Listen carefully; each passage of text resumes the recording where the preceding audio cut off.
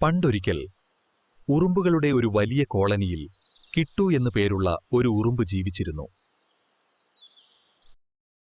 എല്ലാവരോടും സ്നേഹത്തോടെയും സന്തോഷത്തോടെയും പെരുമാറിയിരുന്നതുകൊണ്ട് അവന് ധാരാളം സുഹൃത്തുക്കളുണ്ടായിരുന്നു. കൂട്ടുകാരാണ് അവന്റെ ഏറ്റവും വലിയ ശക്തിയെന്ന് അവൻ എപ്പോഴും വിശ്വസിച്ചു. ഒരു ദിവസം ഭക്ഷണത്തിനായി അലഞ്ഞു നടക്കുമ്പോൾ കിട്ടു ഒരു പാത്രത്തിൽ നിറയെ തേൻ കണ്ടെത്തി. തേനിന്റെ മധുരഗന്ധം അവനെ ആകർഷിച്ചു. ഒരു തുള്ളി നുകരാൻ അവൻ സാവധാനം കുടത്തിലേക്ക് ഇറങ്ങി. എന്നാൽ അബദ്ധത്തിൽ അവന്റെ കാൽ വഴുതുകയും അവൻ തേനിന്റെ ഒട്ടുന്ന പ്രതലത്തിലേക്ക് വീഴുകയും ചെയ്തു. അവന്റെ കാലുകൾ തേനിൽ പുതഞ്ഞുപോയി, ചിറകുകൾ ഒട്ടിപ്പിടിച്ചു. രക്ഷപ്പെടാൻ ശ്രമിക്കുന്തോറും അവൻ കൂടുതൽ താഴേക്ക് താണുപോയി. പേടിച്ച കിട്ടു സഹായത്തിനായി ഉറക്കെ നിലവിളിച്ചു.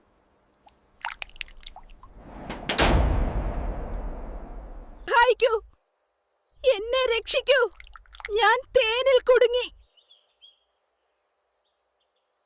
അവന്റെ കരച്ചിൽ കേട്ട് ആ വഴി പോവുകയായിരുന്ന അവന്റെ സുഹൃത്തുക്കൾ പാത്രത്തിനരികിലേക്ക് വന്നു. എന്നാൽ തേനിലിറങ്ങിയാൽ തങ്ങളും അപകടത്തിലാകുമെന്ന് ഭയന്ന് അവരാരും സഹായിക്കാൻ തയ്യാറായില്ല. ചിലർ കേൾക്കാത്ത ഭാവത്തിൽ നടന്നുപോയി. മറ്റു ചിലർ അയ്യോ കഷ്ടമായിപ്പോയി എന്ന് പറഞ്ഞ് തങ്ങളുടെ വഴിക്ക് പോയി. കിട്ടുവിന്റെ ഹൃദയം വേദന കൊണ്ട് തകർന്നു. അവൻ അതിൽ നിന്നും രക്ഷപ്പെടാൻ ശ്രമിച്ചുകൊണ്ടിരുന്നു.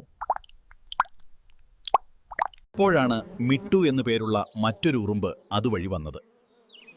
കിട്ടുവിന്റെ വലിയ സുഹൃദ് വലയത്തിലെ ഒരുത്തനായിരുന്നില്ല മിട്ടു. പക്ഷേ കിട്ടുവിന്റെ ദയനീയാവസ്ഥ കണ്ടപ്പോൾ അവന് മാറി നിൽക്കാൻ കഴിഞ്ഞില്ല.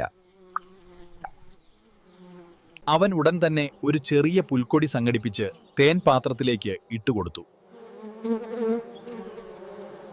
കിട്ടുവിന് പിടിച്ചു കയറാനുള്ള ഒരു പാലം പോലെയായിരുന്നു അത്. മിട്ടുവിന്റെ നിർദ്ദേശമനുസരിച്ച് കിട്ടു വളരെ പണിപ്പെട്ട് ആ പുൽക്കൊടിയിൽ പിടിച്ചു തൂങ്ങി മെല്ലെ മെല്ലെ മുകളിലേക്ക് കയറി.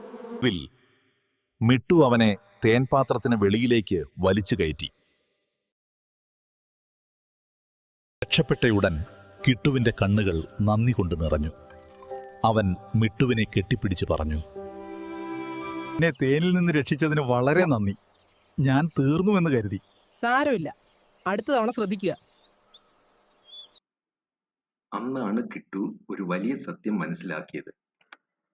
ഒരുപാട് സുഹൃത്തുക്കൾ ചുറ്റും ഉണ്ടായിരിക്കുന്നതിലല്ല കാര്യം, മറിച്ച് നമുക്കൊരു ആപത്ത് വരുമ്പോൾ സഹായത്തിന് എത്തുന്ന ഒരാളെങ്കിലും കൂടെ ഉണ്ടാവുന്നതിലാണ്. ഗുണപാഠം: ആപത്തിൽ സഹായിക്കുന്നവനാണ് യഥാർത്ഥ സ്നേഹിതൻ.